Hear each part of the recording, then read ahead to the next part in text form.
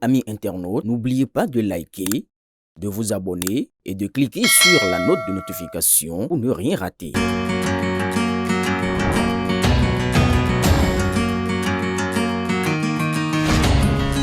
L'élégance africaine prend vie chez Brim Création d'Afrique.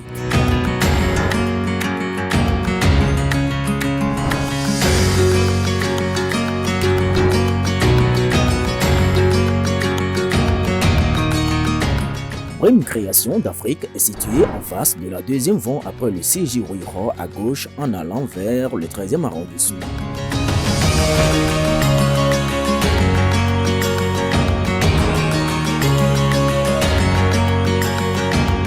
Commandez dès aujourd'hui en nous contactant au plus 229 01 97 82 82 76 ou au 01 52 51 00 52. À Brim Création d'Afrique, c'est la satisfaction totale. Mesdames et messieurs, bonjour et bienvenue sur votre émission Décryptage, cette émission d'analyse de l'actualité politique nationale et internationale. Cela faisait un certain moment que nous avons voulu qu'il puisse opiner, puisqu'on l'avait eu il y a de cela quelques mois. Aujourd'hui, il est avec nous. Il s'agit de l'analyse politique Aboubakar Takou, qu'on ne présente plus à nos téléspectateurs. Monsieur Takou, merci d'avoir accepté notre invitation sur BLTV. Chers confrères et directeur du groupe de presse de Mémoire Libérée, Yacoub Akilou, merci de m'inviter à cette tribune. Oui, c'est vrai, vous êtes en train de parler de confrères, mais moi je vous reçois en tant qu'analyste politique, afin que vous puissiez nous dire vos vérités crues sur l'actualité et sur les sujets que nous allons aborder, et j'espère que nous en aurons et nous serons servis. Bon, même si je suis invité en qualité d'analyste, il n'en demeure pas moins vrai que je reste le rédacteur de la maison journaliste qui va intervenir en cette qualité. D'accord, merci amis téléspectateurs d'être présents pour cette émission pendant les minutes qui vont suivre. Nous allons démarrer avec cette actualité avec la famille Soglo. Il s'agit de Ganiou Soglo, l'ancien ministre de Boni-Yayi, qui est revenu sur le devant de la scène à travers certains propos par rapport à son papa. Il s'agit de l'ancien président Nicéphore Soglo, qui a eu à faire des sorties et apprécier tout ce qui se fait au niveau de l'État depuis 2016 jusqu'à ce jour. Mais lui, il a une autre lecture. Vous, en tant qu'analyste politique, M. Takou, comment voyez-vous cette sortie de l'ancien ministre Ganiou Soglo? J'avais même opiné sur la question à travers un article de presse paru dans notre tabloïd, le Mémoire Libéré. Et dans l'analyse que je disais, je démontrais que M. Ganiou Soglo a tout faux dans cette démarche-là. Peut-être qu'il veut s'offrir une tribune sur l'actualité nationale et internationale, mais l'angle choisi n'est pas bien, d'autant plus que ce que son papa fait, le célébrissime Nicéphore Soglo fait, est à saluer. Vous savez, dans la vie humaine, lorsque vous le demandez à quelqu'un, essayez tout au moins de reconnaître à ce dernier, à cette personne, ce qu'elle fait de bien. Comme ça, vous êtes fondé à le rappeler à l'ordre, à lui dire, monsieur, dans sur tel aspect, vous avez tout faux, vous aurez quand même pu faire comme ça. Au premier abord, Nicéphore Soglo avait commencé par charger le président à talons, à tout bouchant. Toutes les fois où il lui avait été donné une chance d'intervenir, eh bien, c'était l'occasion pour que j'avais de charger son fils et de faire que des récriminations. Mais on a constaté que depuis un certain temps, après qu'il a constaté de visu que les choses sont réellement à l'endroit, que les choses sont bien faites aujourd'hui, eh bien, il a décidé lui-même de constater, parce qu'il reste une icône sur le champ national, une référence. Donc, sa parole vaut de l'or. S'il va sur le terrain et apprécie de ses yeux de développeur, parce qu'avouons-le, si on avait laissé Nicéphore Soglo en son temps fait 2 mandats, eh bien, il aurait impacté plus le pays comme il a fait. Il n'a fait que 5 ans quand Feu Kérékou est venu lui reprendre encore le fauteuil. Donc, il y a ce goût d'inachevé qui est toujours en lui. Et lorsqu'il a commencé par voir que tous les chantiers du Printemps Talon ont été faits prêts, eh bien, ça l'a séduit. Et il a tenu à marquer de son et de sa bouche, de sa vue, de ses analyses, au moins, ce qui est fait. C'est pourquoi il s'est décidé, malgré son âge, de se lever pour apprécier, histoire d'être les yeux de la jeunesse, que la jeunesse apprécie à sa juste valeur ce qui est fait, ce qui est en train d'être fait. En temps normal, Ganu Soglo, soit il accompagne son papa, soit c'était. Parce que dans ce nouveau statut, je crois que le président Soglo revêt son manteau de père de famille, de père de l'actuel président, et à ce titre, il peut lui dire, mon fils, monsieur le président, est-ce que, avec ce que vous avez fait là, vous n'allez pas agrémenter les choses, usant de vos pouvoirs discrétionnaires pour libérer tel, pour permettre à telle de rentrer, et là, vous le faites en tant que premier magistrat, en tant que quelqu'un qui peut quand même absoudre quelqu'un de sa situation carcérale. Et d'ailleurs, il y a une loi en la matière qui est un peu plus claire que le président peut à tout moment gracier sous le vocable de cette loi une personne. Je crois que Lisa Soglo est dans la bonne démarche et je crois que les faits vont nous donner raison sous peu. Si il lui arrivait de faire des requêtes après avoir constaté et salué ce qui est fait sur le terrain, eh bien, je vois que le président Talon sera réceptif et ça va nous faire gagner ce dont nous rêvons tous, à savoir voir ceux qui ont des problèmes de la loi, qui sont en détention, sortir, voir ceux qui sont presque en exil, revenir au pays pour participer à l'œuvre de réconciliation nationale. Parce que c'est ça qui fâche certains. Sinon, pour ce qui est fait dans le pays, je crois qu'on doit pouvoir dire bravo, même si nous sommes dedans. Maintenant, qu'est-ce qui prouve réellement cette récrimination de Gani Soglo? Pourquoi il n'arrive pas à se mettre dans les rangs? Et surtout, c'est la même famille. Oui, monsieur Gani Soglo, il est fâché. Il est fâché parce que, vous savez, au départ, ils avaient de très bonnes relations avec le président Talon, qui, lui, était opérateur économique.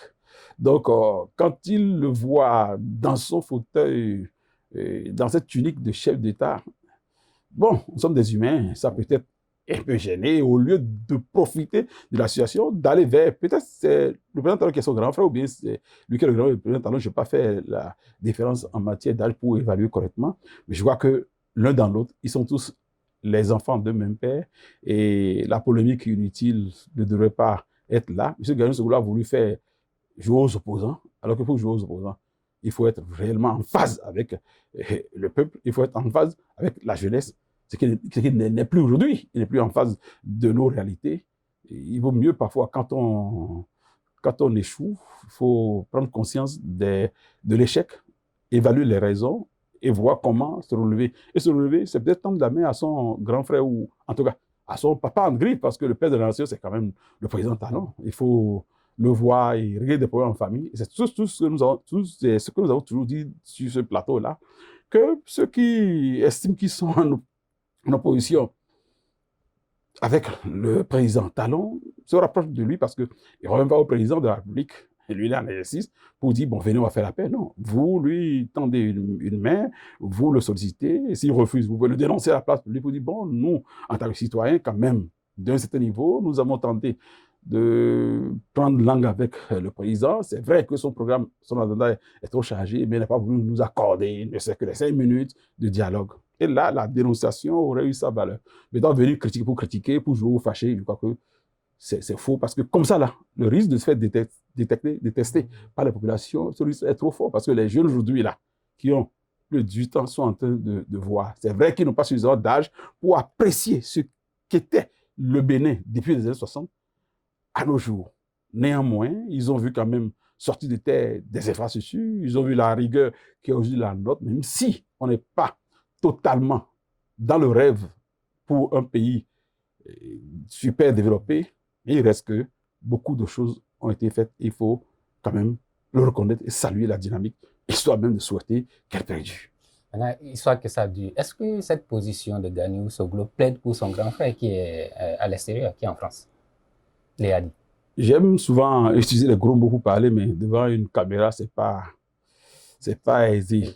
Et je trouve que c'est pas intelligent. C'est pas intelligent. C'est à croire même qu'il ne veut pas que son grand frère revienne. Maintenant, s'il estime que le temps est déjà passé et que, quoi qu'on dise, le président Talon est en train de partir, alors il faut montrer qu'on est fâché, c'est une erreur. Parce qu'on on ne cadre pas les choses de cette façon pour partir et ne pas avoir, et, enfin, ça touche dans le futur immédiat qui s'annonce. Non. Le président Talon, il veut partir, peut-être que certains ne veulent pas qu'il quitte le pouvoir parce que pour une œuvre de développement, il dit 10 ans, c'est peu, et c'est le drame de l'Afrique. Nous avons bêtement, de façon aveugle, suivi les consignes de démocratie qui obligent un président de la République à faire peut-être au maximum 2 mandats. Nous avons souscrit à ça à travers le vote des lois en la matière. Moi, je trouve que les autres nations, à leur début de démocratie, n'avaient pas géré comme ça. Mieux. Bon, c'est vrai qu'il n'y a pas un exemple en Afrique pour dire que, bon, quand plus on dure au pouvoir, et plus le pays se développe, il n'y a pas un exemple aujourd'hui sur lequel on peut se baser. On peut prendre un parti, le Rwanda. Bon, c'est vrai, je disais qu'il n'y a pas d'exemple, mais bon, tu sais, le Rwanda, on a trop flagellé et le président Kagame de dictateur, ainsi bien que ça ne laisse pas souvent transparaître la vertu du travail de la dureté au pouvoir, parce que il faut au moins 20 ans en temps normal pour un président, pour impacter. Si le président n'est pas bon, on peut trouver les moyens pour l'enlever, mais si c'est un président qui est dans le développement et qui affiche réellement des signaux forts dans ce cadre, je crois que s'il y a quelque chose à faire pour l'intéresser, reste aussi longtemps que possible pour faire durer le rêve, je dis, c'est pas mauvais. C'est pas mauvais. Nous allons rester toujours au niveau de cette famille, puisque ça fait 4 ans que Feu Rosine Soglo est parti. Père son âme. Ganiou Soglo disait aussi qu'il voulait ressusciter le parti RB. Bon, je vais sortir le mot enfin. Oui. M. Ganiou Soglo est un rêveur. Comment ça? Il est un rêveur. Écoutez, nous sommes dans le contexte de ces partisans qui est en train d'évoluer, même si nous sommes au jeune âge de cette nouvelle réalité. Et pourquoi ramener la RB? Et pour ramener la RB, il faut d'abord, par des signaux forts, ramener le parti. Mais on ne reste pas dans cette fièvre de mécontentement, jouer au grincheux, récrimination sur récrimination, pour dire, bon, on veut refuser un parti. Je dis, c'est pas l'option.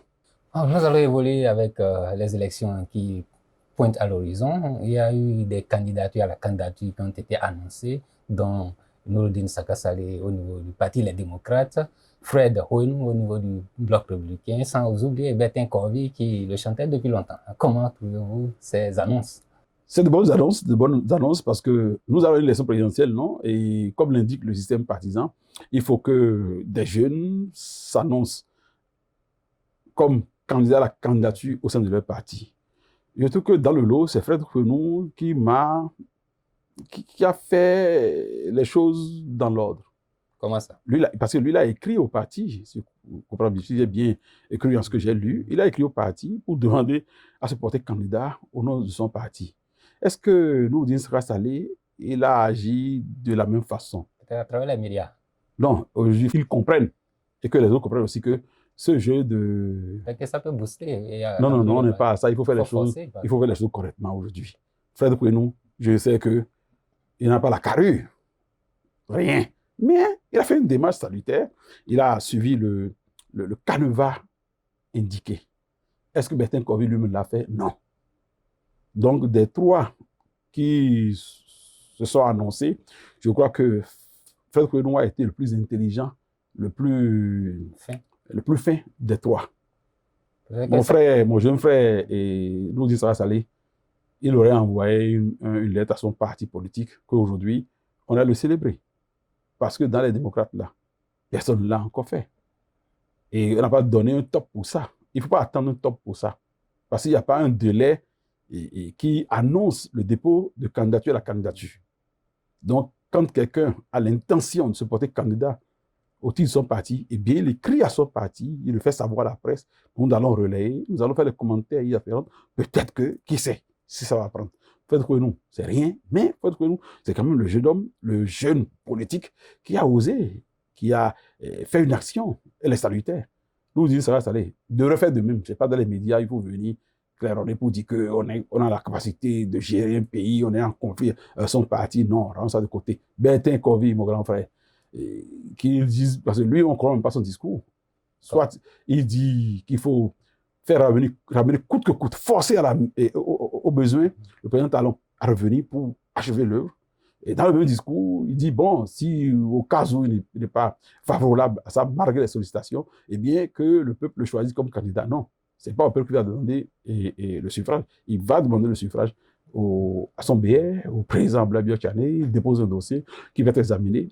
À notre connaissance, ce n'est que récemment qu'un candidat s'est annoncé dans son parti, auprès de nous. Donc, il sort le second, peut-être qu'il y aura un troisième, un quatrième, et le parti va juger. Et si ça coïncide, peut-être que c'est lui, Fred Peloun, le prochain candidat du Bénin, le prochain président du Bénin qui sait. Oui, ça va s'aller de son côté aussi, qu'il aille faire de même au sein de son parti, et le parti va aviser, et nous, électeurs, nous allons commenter et choisir. Parce que quelqu'un peut être démocrate et aux élections voter mouvance, quand quelqu'un peut être mouvancier et voter démocrate. D'accord, nous allons évoluer en attendant de voir si les gens suivront vos conseils, et surtout Noureddine Saka Saleh Bertin Korovi, qui certainement... Ils n'ont pas le choix. Ce n'est pas dans les médias qu'on annonce sa candidature. La formalité est là. Qu'il veuille ou pas, qu'il veuille me suivre ou pas, d'ailleurs, c'est la logique. Bertin Korovi finira par déposer s'il tente qu'il est sincère en voulant être candidat. Il a le mérite, il a le profil, il est un bon cadre qui s'annonce aux démocrates. Si sa candidature est acceptée, peut-être que moi je vote pour lui. Je dis toujours qu'il est bon jeune frère du Nord. Donc, vous avez le journalisme, c'est dans le sang. Hein. Peut-être que c'est pour lui que je vais voter. On verra bien. Nous allons évoluer toujours avec la jeunesse, parce qu'il y a quelques jours, le président Patrice Talon a reçu la jeunesse. Pas seulement la jeunesse de la mouvance, mais la jeunesse béninoise, puisqu'elle regroupe aussi ces jeunes des partis politiques de l'opposition, à savoir le Parti Les Démocrates. Comment avez-vous trouvé cette invitation du président Talon à la jeunesse? Moi, ça ne m'a pas étonné, c'est l'une des masterclass signées Patrice Talon. Vous savez, il sait bien faire les choses. Pour quelqu'un qui allait prédire cette actualité, on allait dire, bon, qu'il allait recevoir d'abord, dans un premier temps, les jeunes de la mouvance, leur parler parce que ce sont eux qui sont proches de lui. Mais il a changé carrément les choses. Il a noté les jeunes des partis politiques. Et de mon point de vue, je ne sais pas si ça a été spécifié, mais j'ai plutôt vu les jeunes de l'opposition. J'ai vu mon jeune frère que j'aime beaucoup, Guizot. Je l'appelle Guizot, pas taquinerie, c'est bon. Je dis d'abord, c'est le député le plus musclé de l'Afrique. S'il m'entend, c'est que j'ai toujours dit ça. Il a beaucoup échangé avec Guizot, donc c'est plutôt l'opposition qu'on a vue. Et c'était quoi l'invite? J'ai vu un président inviter les jeunes à l'Union pour dire la question aujourd'hui, la question du développement, la question de l'Afrique, la question du Bénin, ce n'est pas une affaire d'opposition, c'est une affaire d'union. Il faut unir les forces, quelle qu'en soit leur position. Et il faut discuter. C'est-à-dire la question des assises, derrière laquelle court l'opposition, je crois que c'est une forme d'assise, ça. Le plus important aujourd'hui au Bénin, c'est la jeunesse. Le développement, quand on dit développement, on parle de jeunesse. Mais c'est la jeunesse qui a intérêt à ce que le pays soit développé. Si le président a décidé de les rencontrer, c'est une façon pour lui de leur transmettre un message. Message d'amour de la patrie, message d'humilité, message de position, de père de famille, message de patriotisme. Et je crois que c'est passé. Parce que quand nous avons fait un récent micro-trottoir, on a fait des tours, on a compris que les Béninois ont davantage aimé le président. Ils ont vu que le président s'est mis au-dessus de la mêlée, il s'est mis réellement dans son piédestal de chef et de père de famille. Où il n'y a pas opposition, il n'y a pas mouvance. L'essentiel, c'est le Bénin. Et qui dit Bénin, dit développement. Qui dit développement, parle de la jeunesse. Et le président s'est adressé à sa jeunesse. Il a déjeuné ou bien dîné avec ces jeunes. C'est humble, c'est beau, c'est une véritable masterclass. Et cela ne porte souvent que la signature de Patrice Talon.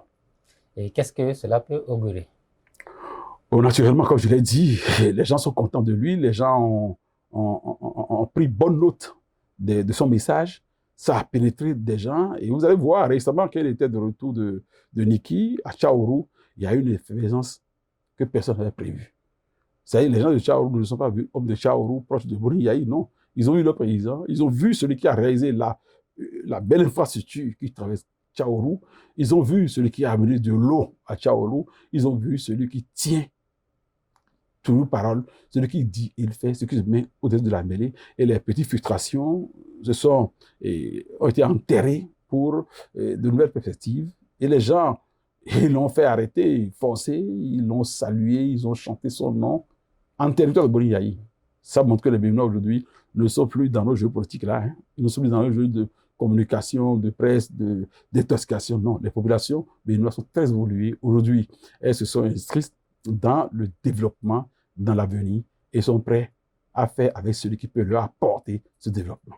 Nous allons toujours rester avec le président Patrice Talon, puisque tout juste après cette rencontre avec la jeunesse, il s'est déplacé du côté du Barotem, du côté de la cité de Niki.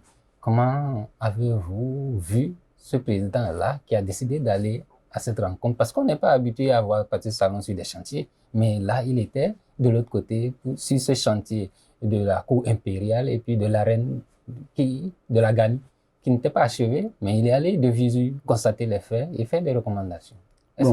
Quel est ce type de talent-là que nous sommes en train de voir? D'abord, moi, je vais parler de mon mécontentement. Oui. La presse est souvent mise à l'écart de ces sorties-là. Le président Talon, il n'est plus une propriété de la famille Talon. Il est le président de la République, le président du Bénin. Nous devrons guider ses faits et gestes. S'il veut sortir de son palais, oui, la presse doit être informée. Et là, je crois que j'ai tenté 2 fois à mon jeune frère et collègue, ancien collègue, William Mouidi, c'était pour le chauffer. Pour dire, écoute ici, si le président veut sortir, toi, tu as au moins l'information, il faut la partager avec nous. Si on avait su, je crois que BLTV et session régionale du Septentrion serait déjà là pour que nous ayons des images à nous. On ne va pas se greffer sur l'image réalisée par le palais. Parce que c'est un grand événement. Et ça, je dis mon mécontentement haut et fort. Je le dis aussi pour que le président de la République le saisisse. Il n'est plus pour le palais, il est pour le Bénin. S'il veut sortir, nous avons le devoir de relayer sa sortie et nous avons le droit d'être informés à temps. Ce n'est pas après qu'on va apprendre. Non. Il faut que les choses s'organisent autrement. Et la direction de la communication doit prendre ça pour une priorité. Il faut qu'on nous informe. Qu'on prenne une disposition. On n'a pas besoin qu'on nous paie le transport, on n'a pas besoin qu'on nous aide à être sur le terrain. Non, nous, on doit suivre notre paysan. D'abord par curiosité, et aussi pour permettre aux Béninois de suivre les choses autrement que d'apprendre que le président attend. D'abord, le président Talon ne sort pas comme ça. Quand il veut sortir, c'est un événement. Et parlant maintenant de cet événement, je dis, c'est encore une autre masse de classe que le président Talon a signé. Parce que quoi qu'on dise là, la reine, le palais, mais c'est une requête qui date de l'indépendance. Il y a eu des présidents du Nord. Excuse-moi du peu, si je veux verser dans cette conception-là. Cette conception, je suis désolé, mais il y a eu Boni-Yaï, il y a eu le grand Kérékou, mais aucun d'entre eux n'a jamais permis au Barotem d'avoir la matérialisation de son identité. Et ça, c'est Talon. Évidemment, le bon garçon, quand il pose un acte, il va devant son papa prendre des bénédictions. C'est pourquoi on a titré, d'ailleurs, Patrice Talon, le Biyirima de l'empereur. Le Biyirima, chez nous, les Bariba. Et je répète que je suis aussi à Isor. Hein. J'ai toujours dit que je suis 75% à Isor, 25% Bariba. Il n'y a pas de souci. Expliquez. Ah non, je le dis, parce que quand je dis nous et Bariba, il faut que j'ajoute toujours que je suis à Isor. Vous avez chez nous les... Mais c'est le papa qui a toujours son enfant. Oui, bon, en temps, les choses ont changé maintenant. Vous l'avez vu, et il s'est déplacé vers l'empereur après avoir réalisé ce rêve-là. Il était pieds nus encore. Je n'ai pas vu cet aspect. C'est pourquoi j'ai dit que c'est le Biyirima. Le Biyirima, au fait, c'est l'enfant choyé du père, de la famille. Et si on rentre dans le cœur de l'empereur aujourd'hui, au Bénin, son meilleur fils, son Biyirima, son enfant fétiche chéri. Il n'a pas un autre nom, c'est Patrice Talon. Et c'est ce qu'on veut. C'est ce brassage-là, cette union-là, c'est de ça qu'on rêve. Et il le matérialise si bien. Et si on demandait à cet empereur, après le passage du président de la République et après tout ce qu'il a fait, cher empereur, qu'est-ce que vous prévoyez pour 2026? Si vous lui dites que non, le président veut partir, il faut nous dire vous gifler. Sur l'émotion, vous gifler. Parce que lui, il n'est pas au fait de la Constitution. Il va dire, écoute, parce que lui, il n'y a pas une constitution qui le régit à faire 2 mandats, 3 mandats, il est parti. Il est là à vie. Il va dire, écoute, celui qui nous a fait ça là, eh bien qu'il reste à vie. Personne n'osera dire, après le départ du président à l'empereur, que bon, il est venu vous saluer parce qu'il est partant, il va partir, il va dire non, il va gifler la personne. Donc, dans sa tête-là. Et chez nous, en Baroutem, un empereur reste un empereur. Sa parole, ça vaut de l'or. Sa parole, c'est destin. Donc, si lui, on lui demande si le président doit partir ou pas, vous connaissez ça reste la réponse. Donc, quand Berthe, comme lui aussi dit, partout qu'il faut que le peuple se mobilise pour que cette affaire de 2 mandats-là soit révoquée pour qu'il continue. Je vois quelque part là, ça fera parler des conséquences après ces genres d'action, cette masterclass du président Talon. Nous allons toujours évoluer avec les affaires du masterclass, comme vous le dites, oui, masterclass, pour oui. parler de cette politique d'accorder la nationalité aux afro-descendants. Nous sommes en train de laver notre histoire en quelque sorte. Comment trouvez-vous cette affaire de nationalité que nous accordons aux afro-descendants? C'est vrai qu'ils ont quitté l'Afrique, mais est-ce qu'il faut leur accorder ça? Pourquoi cette politique-là? Bon, cette fois, je vais parler de masterclass, je vais vous couper l'absolu. Oui. Et je dis que vous savez, le président Talon, son avantage, c'est qu'il a été d'abord un opérateur économique. C'est des gens formatés pour faire gagner de l'argent ou gagner de l'argent. Et comme il est chef d'État, il est président du Bénin, il veut toujours faire gagner au Bénin. Vous avez vu cette ouverture qu'on a, cette brèche qu'on a ouverte là, c'est pas pour choisir des délinquants.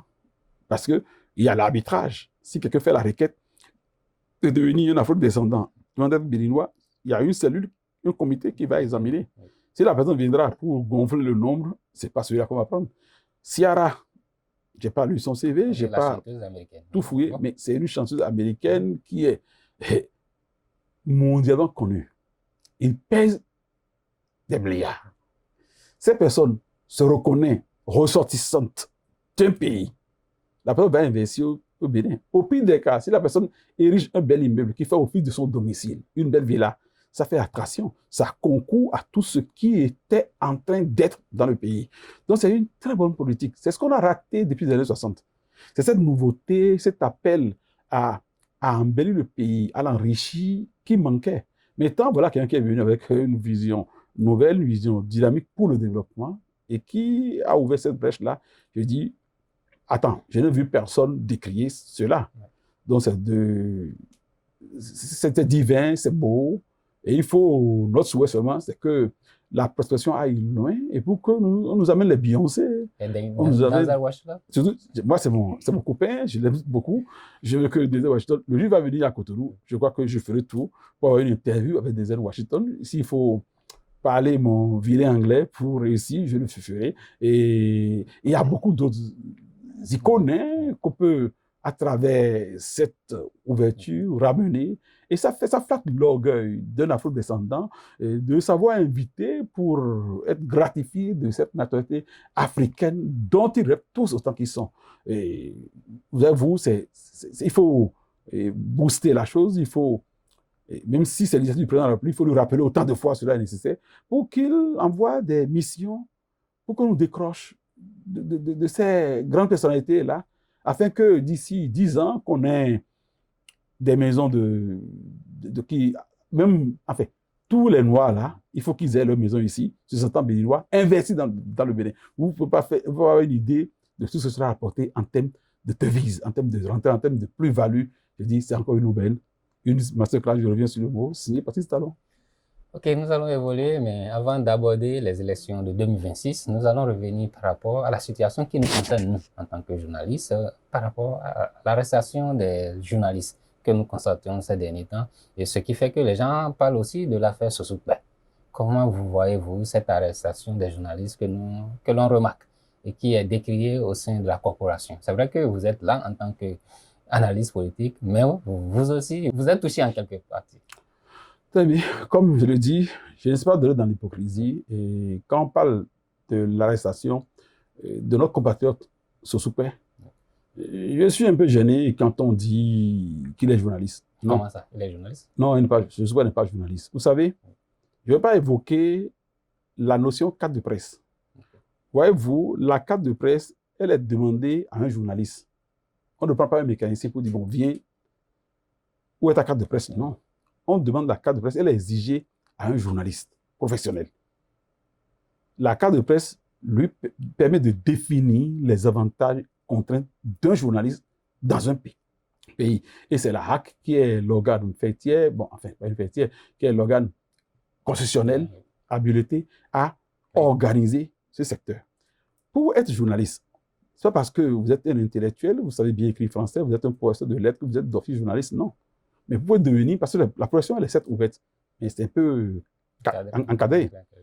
Un professeur de lettres moderne qui a sa maîtrise, pour parler dans le vieux système, et qui s'y connaît bien en rédaction, peut venir souscrire à un apprentissage, un stage auprès d'une rédaction, 6 mois, 1 an, 2 ans, il peut sortir avec une attestation de cet organe qui va reconnaître la voix, aider la voix formée. Comme ça, il peut avoir le titre de journaliste. Sosukwe, à l'origine, n'a jamais fait une rédaction.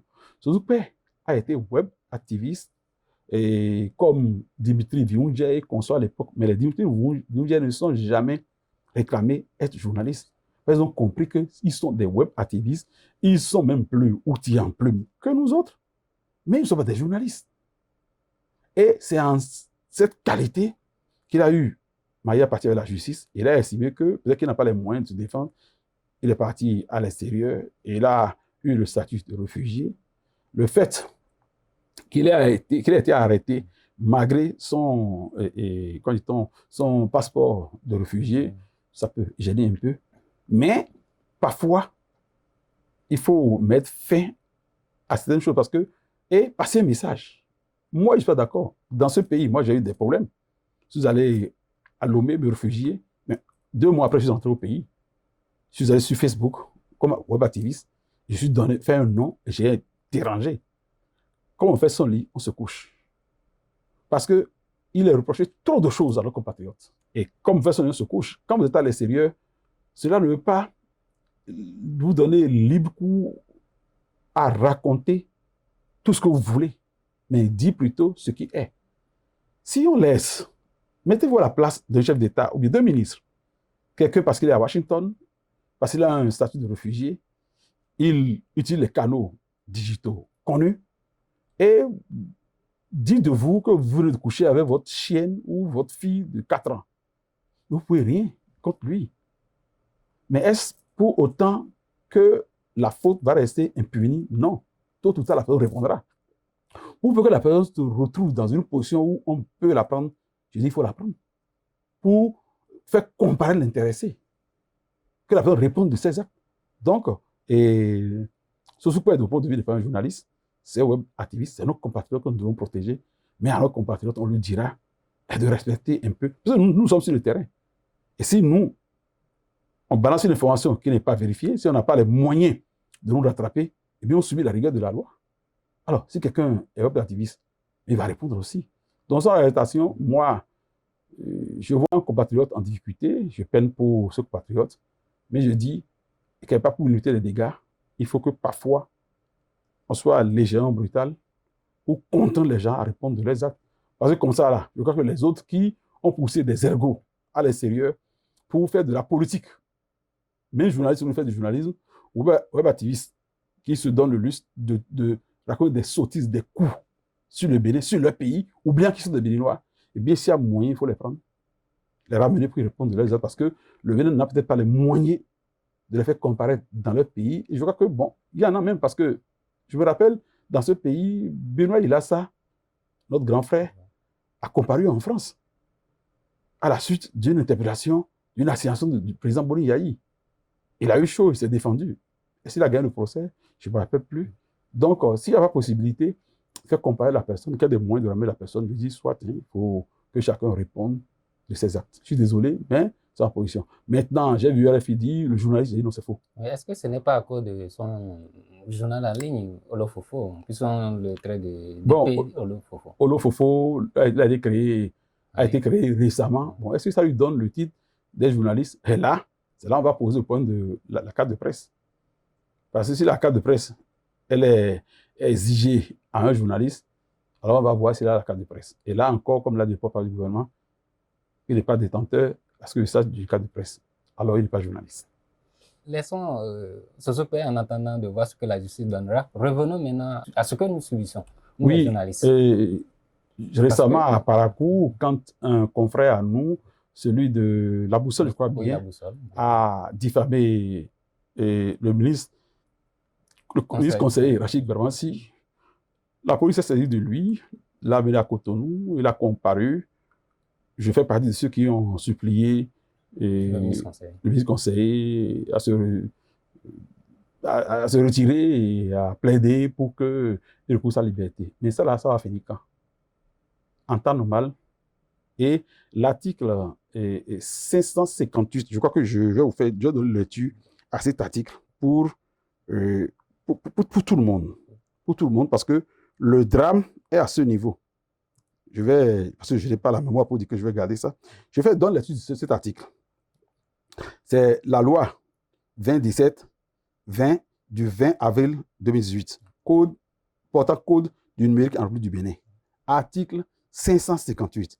Infraction de presse par le biais d'une communication électronique. Une personne qui commet une infraction de presse, notamment une diffamation, une injure publique, une apologie du crime par le biais d'un moyen de communication électronique publique, est punie des mêmes peines que celles prévues par la loi 20-15-7 du 20 mars 2015 portant code de l'information et de la communication en vigueur, quel qu'en soit le support.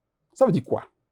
C'est que les magistrats doivent comprendre que quand quelqu'un intente une nation contre un journaliste, je précise, utilisant le code numérique, la criette devrait se déclarer incompétente.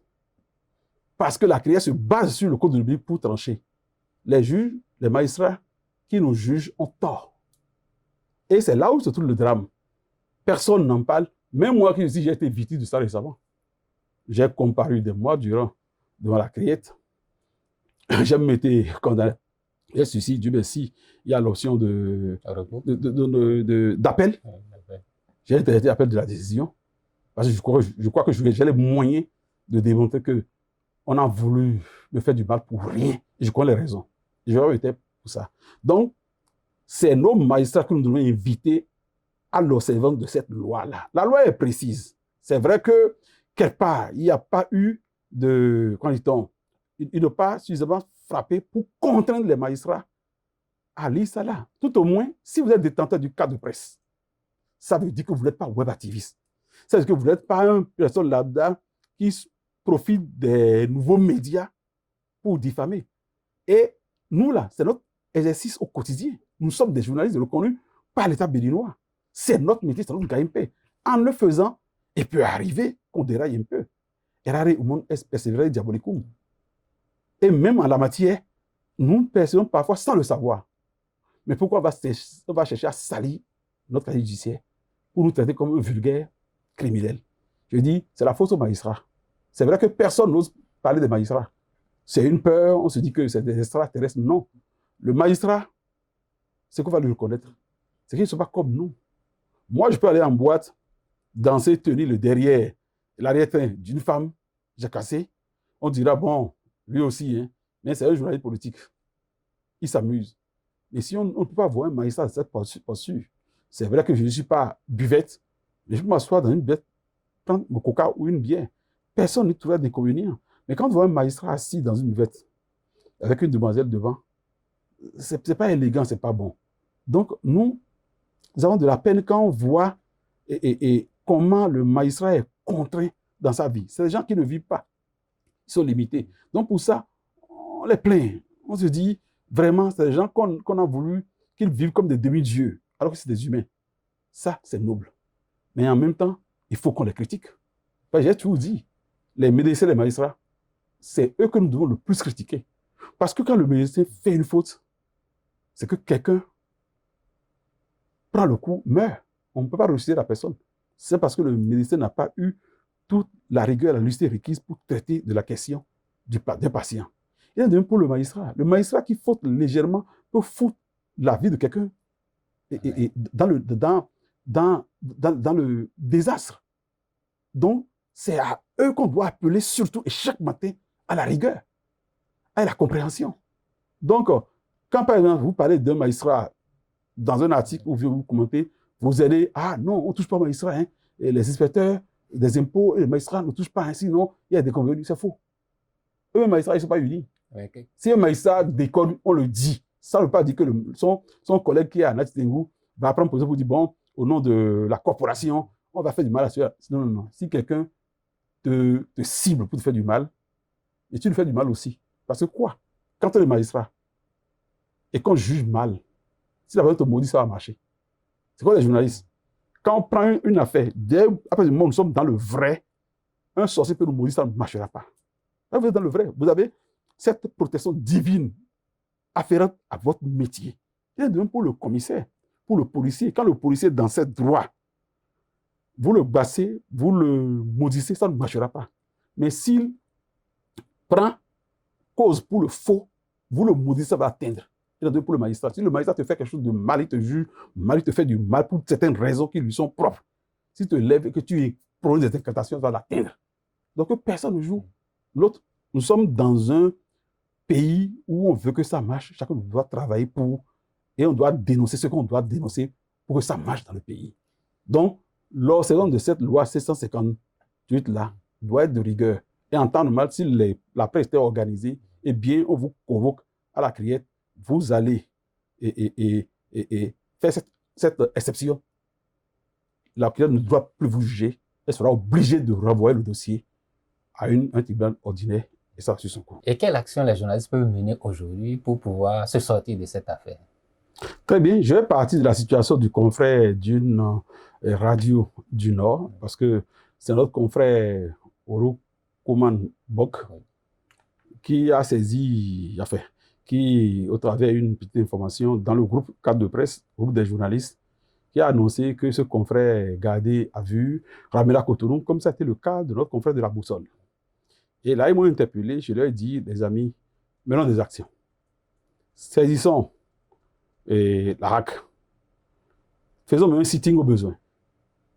Pour dire, Monsieur le Président, Madame l'institution, il est temps que ce harcèlement de notre âge cesse. Nous sommes journalistes, à partir du moment où nous sommes détenteurs du cadre de presse, disons, les questions qui nous concernent doivent être traitées autrement. Nous ne sommes pas des web activistes. Nous ne sommes pas des Béninois qui n'ont pas pour métier ce que nous disons, ce que nous faisons. Par conséquent, il faut s'il y a modification, cela nécessite qu'on modifie la loi au niveau du Parlement, qu'on le fasse. Mais si en l'état, d'ailleurs, c'est un peu plus clair, on doit dire aux forces de l'ordre, aux magistrats, d'arrêter ce genre de situation, qu'on mobilise la HAC autour de nous et qu'on fasse tout le bruit nécessaire pour qu'on nous entende. Parce qu'en temps normal, là, quand vous êtes auteur d'une diffamation, il ne revient pas à la police de vous garder à vue. Dans quel pays sommes-nous? Ça ne devait pas être le cas. Mais nous, journalistes, c'est curieux, nous sommes tellement ignorants de nos droits. Nous sommes parfois très divisés autour de ce qui nous concerne. Si c'était un corps de métier qui était dans cette difficulté, nous irions prendre de l'argent pour défendre ce corps de métier. C'est un paradoxe, c'est triste, c'est énervant. Moi, je n'ai eu de cesse de le dire sur notre forum, pour dire les amis, quand un journaliste est en difficulté, on se mobilise, on appelle le plaignant, on lui demande pardon, on demande aux journalistes de dire le contraire, parce que personne ne sait l'aboutissement d'une telle action devant la criette. Et moi qui vous parle là, je dis que j'ai été mal jugé par des magistrats que je connais. Dieu merci, il y a l'appel qui est là pour revoir le dossier. Et je sais pourquoi j'ai été mal jugé. Parce que les magistrats, l'un des magistrats, au cœur de ce jugement, au début de l'affaire, c'était lui qui m'a dit, M. Takou, voyez-vous, vous avez tout le point des magistrats. Alors, demandez pardon, l'affaire est vidée. Ce que j'ai fait, pas 4 fois. J'ai prêté mes excuses. Alors que si on devait juger l'affaire correctement, peut-être que je n'allais pas perdre. Mais j'ai prêté mes excuses parce que c'est un conseil provenant d'un magistrat. Mais en temps, il y a eu l'affaire Olé Boko, il y a eu mes différends avec le ministre, l'ancien ministre de la Justice. Tout cela m'a été habilement opposé pour qu'on me punisse, pour qu'on me juge mal. C'est ça. Le problème là, c'est nos magistrats. Point. c'est nos magistrats. Et nous aussi, journalistes, on ne sait pas prendre les choses correctement. Sinon, au travers de cet article 758-là, je crois qu'aucun magistrat ne devrait appliquer le code du numérique à un journaliste détenteur du cadre de presse. C'est une aberration. Mais on vit la situation comme ça, je sais de qui on a peur, je ne sais pourquoi on va prendre les choses au sérieux, et nos faitiers dorment. Et ces faitiers-là, moi, je n'ai aucune confiance dans ces faitiers-là. CNPA, dont je fais partie, UPMB et les autres. Il n'y a pas de travail à ce niveau, désolé. Je rappelle mon cas quand j'avais affaire au régime de Boni Yahi, mais ce sont ces mêmes faitiers qui m'ont chargé. J'ai gagné l'affaire devant le tribunal, devant la Cour suprême. J'ai gagné. Moi, je n'ai pas donné pardon. Quand on fait ça, on se couche. Quand ce que tu as fait, tu estimes que tu es dans le droit, ne suis pas les autres qui vont t'appeler à donner pardon. Je l'ai fait, j'en ai gâté les pots cassés. Nous, on n'est pas fous. Quand on écrit, on sait ce que nous écrivons. Mais quand il arrive, parce que nous, c'est notre pratique au quotidien. C'est ce dont nous vivons. On vit ce métier-là. Dans le faisant, en écrivant tous les jours, mais on peut perdre l'attention une fois et avoir écorché quelqu'un. Si on présente nos excuses, que la personne estime que ça ne suffit pas, la réparation n'est pas facile non plus. La personne va nous assigner, va répondre de l'autre acte, mais devant un tribunal ordinaire, la loi est claire. Le code du numérique dit clairement que quand la personne est journaliste, quel qu'en soit le support, on lui applique le code de l'information. Mais au tribunal, demain encore, vous allez voir, s'il y a un journaliste en temps convoqué, on va lui appliquer le code numérique. Est-ce que ce n'est pas parce qu'on évoque harcèlement par voie électronique qui fait que... Tous ces thèmes-là, la loi l'a réglé. J'ai cité l'article 758. Dans mon cas, j'avais voulu sur cette exception. Quand j'ai comparu, j'ai dit, bon, écoutez, en faisant peut-être que je vais frustrer les juges, parce que je sais que, bon, étant donné que j'ai présenté 4 fois d'excuses, pourquoi les frustrer? Mais j'aurais dû le faire. Je regrette aujourd'hui. Et si la HAC veut prendre sa responsabilité, il faut qu'elle sorte de l'ombre pour dire d'arrêter ça. Et au besoin, qu'on convoque une session extraordinaire à l'Assemblée pour clarifier la situation. Parce que oui, c'est ce qui arrive quand vous n'êtes à aucune tribune, alors que c'est vous qu'on flatte de 4e pouvoir. Si on était dans le secret, aujourd'hui, nous avons un président qui est un journaliste. Et je crois que si lui, il ne fait pas certaines choses, c'est raté pour toujours. Et c'est pourquoi on doit le fouetter chaque matin au besoin pour l'inviter à ce qu'il fasse en sorte qu'on profite de cette mandature à fond. Et cette question de la loi du code de numérique appliquée aux journalistes détenteurs d'une carte de presse, c'est du bordel, il faut qu'on règle ça. Je crois que les droits locaux est en train, mais ça prend du temps. Il est à la tête d'une institution, et cette institution doit pouvoir réguler correctement pour qu'on ne parle plus jamais de ça. Pour qu'un journaliste en faute ne fasse plus objet de cette tracasserie où on te prend à Djougou, on t'amène à Cotonou, on t'amène à Criette, et au besoin, on salit ton casier judiciaire. Non, si c'est la loi qu'il faut respecter, la loi est là, elle est claire, n'ont plus subi ça.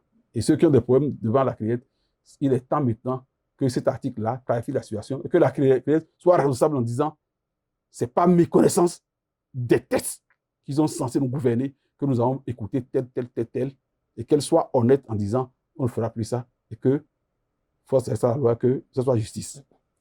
Vous avez toujours dit qu'il n'y a pas de solidarité entre nos confrères. Maintenant, quelle solution vous préconisez? Un conseil? Bon, je crois que peut-être la jeune génération va prendre connaissance de ce que le manque de solidarité nous a déjà trop tués. Et il est temps qu'on prenne conscience de notre sort et de notre capacité à changer les choses pour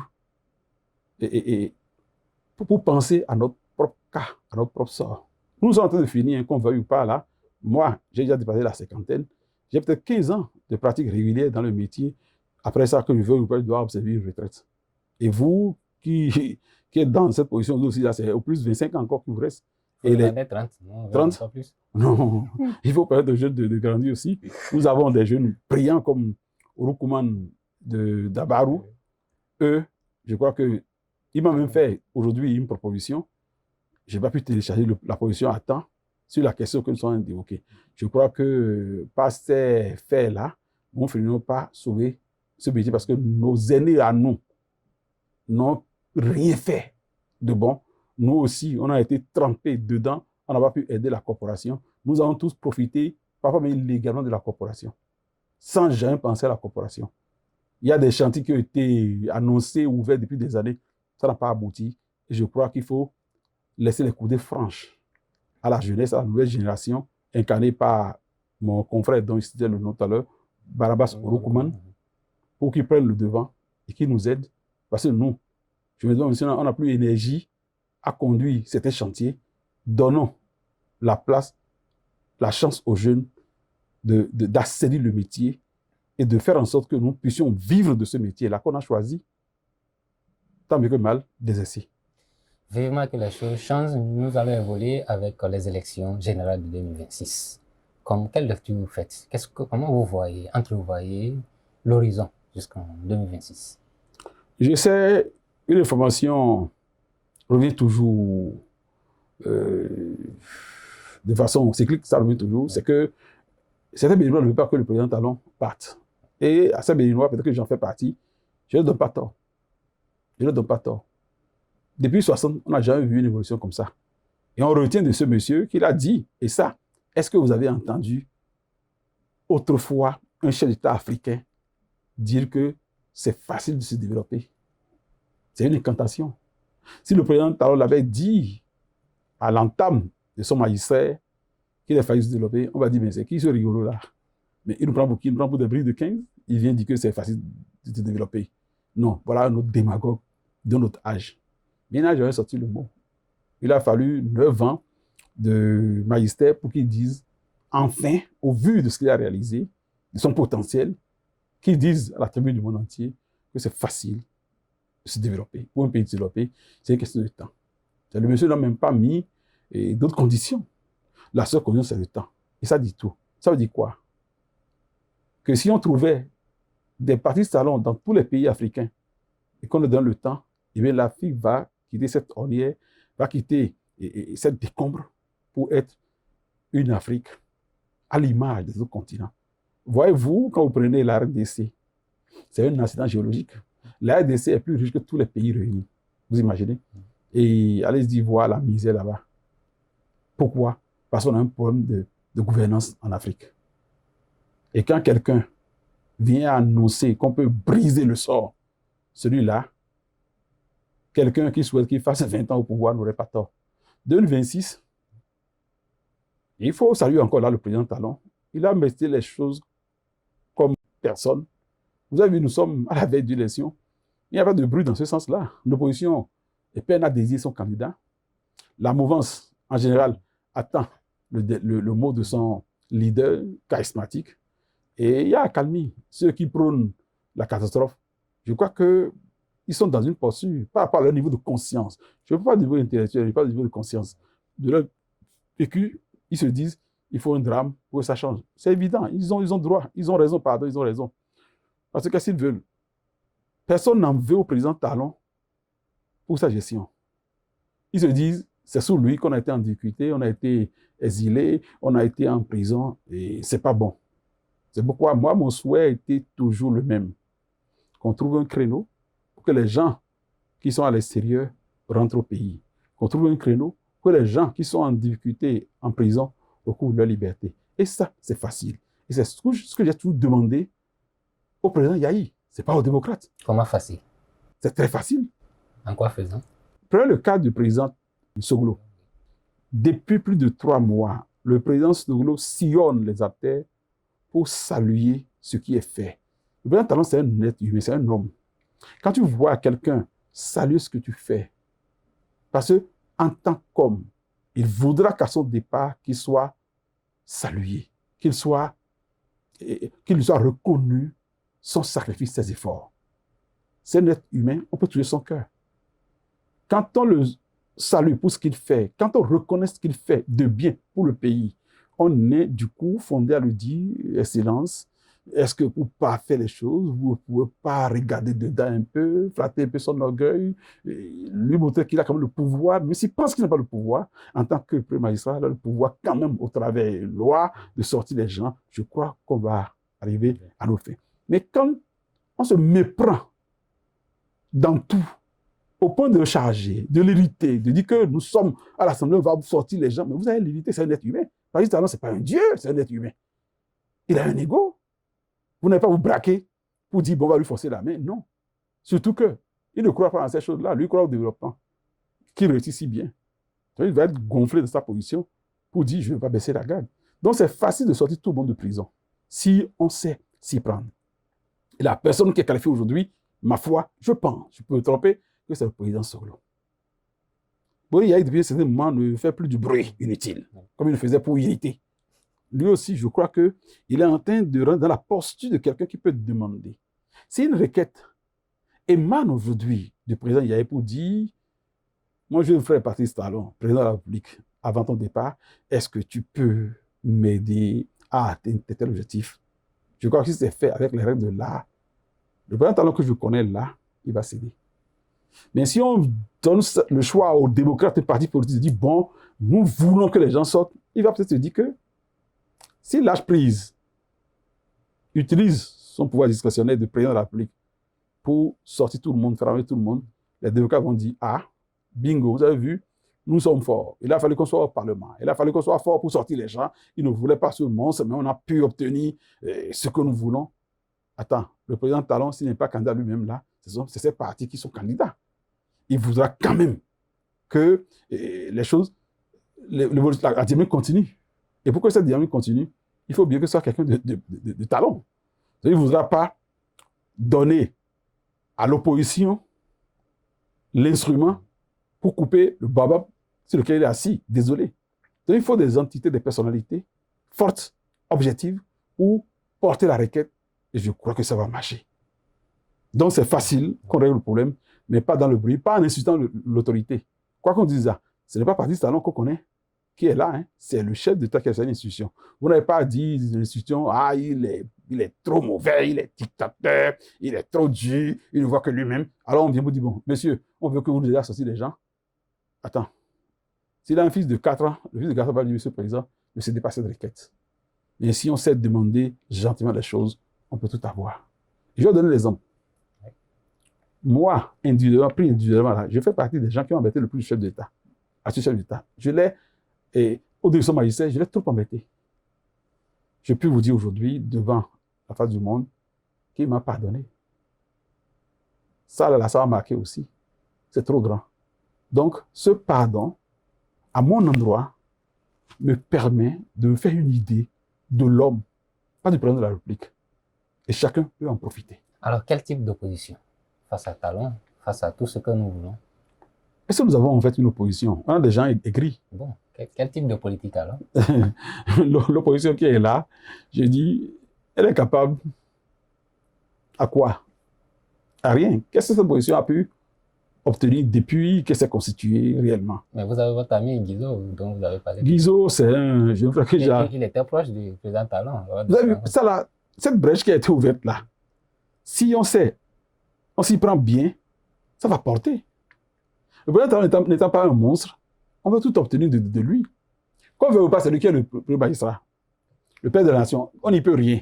On peut le détester, mais on a besoin, pour une cohésion, une paix, d'avoir sa collaboration. Et il a montré, à travers cette invitation qu'il a faite à la jeunesse, son ouverture. Il faut en profiter. Cette opposition croit venir au pouvoir en se servant du malheur de personnes exilées, de personnes en prison. Donc, croit que dans cette position, elle peut exister. Non. Elle a été une opposition d'échange, une opposition de construction, de développement qu'aujourd'hui, le peuple allait choisir. Contrairement à ce que les gens entendent, le peuple n'est pas pour les démocrates. Hein. Alors que dans le meilleur des mondes, il aurait fallu que tout s'arrange bien, pour que peut-être un candidat démocrate prenne le pouvoir. Le président Talon... Il a dit que ça peut être, il peut avoir un candidat. Là, on retient de lui qu'il reste au pouvoir et qu'il a pu réaliser l'alternance. C'est beau aussi, dans le meilleur des mondes, mais pas avec cette opposition grincheuse qui veut toujours surfer sur le malheur de certains Béninois pour exister. Non. Je crois que ce qui s'est passé récemment au palais de la présidence avec les jeunes de l'opposition montre, si besoin est de rappeler, que l'entente est possible si et seulement si chaque parti reconnaît sa place, chaque parti de sa place participe réellement à l'œuvre du développement économique, reconnaît à celui qui est là ce qu'il fait. Parce que vous allez frustrer le monsieur quand vous voyez et vous refusez de dire. Et vous n'avez même pas de moyen de dénigrer. Oui, quand vous voyez une belle route qui a de l'avenir, qui a été faite avec toutes les précautions, toute la rigueur, et que vous dites, c'est vilain, c'est pas beau, vous n'êtes pas dans le vrai. Mieux, votre mérite aura été d'irriter la personne qui l'a réalisé. Et avec cette personne, vous n'allez pas pouvoir dialoguer correctement. Alors quand vous dites, bon, c'est vrai, il y a beaucoup de choses qui restent à faire, mais reconnaissons que cette voie, elle est l'une des meilleures depuis les années 60, même si le contribuable a saigné un peu dedans, c'est que la garantie que ça va 50 ans, 60 ans, 40 ans, elle est là et c'est ce auquel nous aspirons. Vous allez pouvoir dialoguer avec ce monsieur. Cette opposition, ce n'est pas la bonne. Je crois que cette opposition est à l'image du président Yahi. Si le président Yahi décide à ce que ce soit une opposition constructive, eh bien cette opposition aura tout du président Talon et pourquoi même réussir l'alternance. Réussir l'alternance, nous allons évoluer et aborder ce sujet-là aussi, où Talon aussi se fait remarquer au niveau de l'Afrique. C'est ce discours de panafricanisme. Et c'est vrai que souvent on entend les Kémy Séba qui réclament cela. La dernière fois, du côté d'Abuja, il a tenu un discours qui a été tellement salué. Comment trouvez-vous ce patriotisme que Talon aborde, où il se montre ouvert, celui qui voudrait que l'Afrique puisse évoluer comme le Bénin est en train de faire, afin que nous puissions marquer positivement les autres continents aussi? Tu sais, au Bénin, nous ne savons pas qui nous avons comme président. C'est de l'extérieur parfois qu'on vous dit qui est le président Talon. C'est de l'extérieur que ce que nous vivons, que nous banalisons parfois même, est reconnu à ça tout à l'heure par des gens qui font tout à Cotonou, et des gens qui suivent Cotonou à distance. Il y a quelques heures, même Rémi Ngono parlait de lui encore. Ngono, qui est qui critique tout. Voyez-vous, si le président Talon se révèle maintenant au monde entier. Il avait promis qu'il allait révéler Bénin au monde entier. Il l'a fait. Lui-même, en deux parties, il a voulu quand même montrer aux gens de visu, montrer son visage pour dire « je peux, on peut ». Quand on dit que le Bénin, qui est proche du Nigeria, ne devrait jamais souffrir, mais c'est une fatalité. Il faut mettre les choses dans leur contexte. Soit vous restez correctement auprès du Nigeria et vous grandissez, soit vous restez auprès du Nigeria, vous vous abrutissez et vous mourrez. Parce que le commerce, l'échange, là, ça n'apporte rien. Il faut trouver un terrain d'entente avec le Nigeria pour produire quelque chose dont le Nigeria a besoin, d'une relation bilatérale. Et c'est à ça que le président Talon faisait allusion. Et ce que j'ai remarqué dans son intervention à Abuja, c'est quand il a senti que l'interprète n'était pas de hauteur, ça montre que ce qu'il dit, ce qu'il suit. Et sur l'interprétation, nous avons la chance d'avoir un génie qui comprend peut-être les deux langues. Il s'est jamais montré brillant en anglais, mais s'il a pu observer que l'interprète n'était pas à la hauteur, c'est que non seulement il parle, il sait ce qu'il dit, mais c'est qu'il écoute et régale les gens qui l'observent. Et il a fait appel à un autre génie, à notre ministre des Affaires étrangères, le très brillant Bakary, qui a pris la relève et la communication a été effective. Il a été salué par l'Afrique en général, et on était content, tout le monde est content, même les gens de l'opposition, ils se sont dit, voilà, hein, c'est ce qu'on veut. Quand on voit un des nôtres briller sur le toit, sur le firmament de l'Afrique, voire mondiale, eh bien, ça fouette votre ego, vous vous sentez fier dans votre peau, et c'est le Bénin qui a ainsi révélé. Le rêve de Talon, ça qu'il a réalisé à travers le truc de l'ECPER, qui est tout bien. Oui, et la zone économique. Tu qui vois, sera créé bientôt. ça c'est un bon rêve. Et là, j'ai suivi la dernière fois mon jeune frère nous disait, c'est-à-dire qu'il disait que cette idée émane de lui. Ça, c'est bien. Si c'est que cette idée émane de lui, ça veut dire peut-être que le président Talon est à l'écoute, même des gens qui le critiquent. Et c'est à ce brassage, à cette entente, à cette union que nous voulons aller, que l'opposition est critique de façon positive en disant ce que vous faites, c'est bon, mais il y a mieux à faire. Il y a à faire si, et ça va marcher. Cette zone-là, c'est la preuve que le président Talon joint l'acte à la parole, aux promesses, montre qu'avec cette zone économique qui est proche du Nigeria, c'est le brassage de relations Bénin et Nigeria qui s'annonce de façon fructueuse. Et c'est le rêve de tout le monde. Et aujourd'hui, ce qu'il a proposé, il a critiqué l'administration. Et que c'est l'administration des pays qui bloque les choses. C'est évident. Voilà des choses que les leaders ne disent pas. Lui, il a le mérite de le dire aujourd'hui. Il peut se faire détester par les cadres des différentes administrations. Tu as dit que ce qu'il a dit, c'est une évidence. Et comme le dit, que vous veuillez ou pas, ce qui est évident s'impose à vous. Nous sommes vers la fin, mais un autre sujet, c'est dans quelques heures, c'est la célébration du 1er août, notre fête nationale. Quelle attente? Qu'est-ce qu'il faut attendre du discours du président Patrice Talon? Moi, mon rêve, ce qui va m'apporter un Graal, c'est que bien que l'opposition n'a pas su négocier, bien que le président Yahi n'a pas en sa qualité de personnalité, ancien chef d'État, fait une requête dans ce sens, bien que le président Soglo, qui a pris le bon bout, il a pris par le bon bout, qui s'est donné l'étoffe de pouvoir faire des requêtes, ne l'ait pas fait. De mon point de vue, je crois que le président Talon, si les dieux de nos ancêtres l'habitent, il peut trouver une formule pour soulager un peu nos compatriotes qui sont en difficulté dans les cellules. Trouver une formule. Il a la capacité. Et c'est ce que les démocrates récemment ont tenté de faire, mais ils l'ont fait mal. À la veille d'une fête du 1er août, de la session de notre pays à l'Assemblée nationale, internationale, à cette veille, si vous avez une sortie à faire, ce n'est qu'une sortie de demande de requête. C'est vrai, vous ne pouvez pas vous braquer contre un homme en même temps lui faire des propositions. Ça, c'est de la politique politicienne. Vous lui dites, Excellence, ce sont vos enfants qui sont en prison, ils ont des problèmes avec la loi, mais vous êtes le père de famille, vous êtes peut-être à votre dernière fête du 1er août, nous attendons de vous. En tant que président. En tant que président, je précise, merci de me faire ce rappel. Nous attendons de vous que vous donniez un signal fort, un signal de l'union, un signal de pardon et de paix. Alors, est-ce que vous ne pouvez pas regarder un peu le cas de tel et les autres?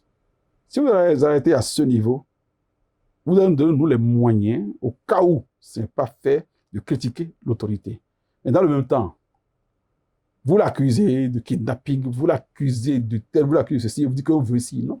Ça, c'est une forme vicieuse de demander. C'est-à-dire, vous demandez à quelqu'un, tout en brutalisant cet testicule, pour qu'il n'ait pas de raison à vous écouter, afin que vous montrez aux gens, voilà, on a fait la requête, il ne nous a pas entendu, les sourds d'oreille, il ne veut pas aider, il est méchant, il est dur. Non, cette hypocrisie, cette ruse, ça ne marche plus. Parce que les jeunes, par l'entremise des réseaux sociaux, suivent tout, comprennent tout. Et comme je l'ai dit, le comportement de nos compatriotes de Tchaourou, passage du président Talon, montre que les populations ne sont plus dupes aujourd'hui. Les populations ne sont plus victimes de, même nous, nos manipulations comme journalistes.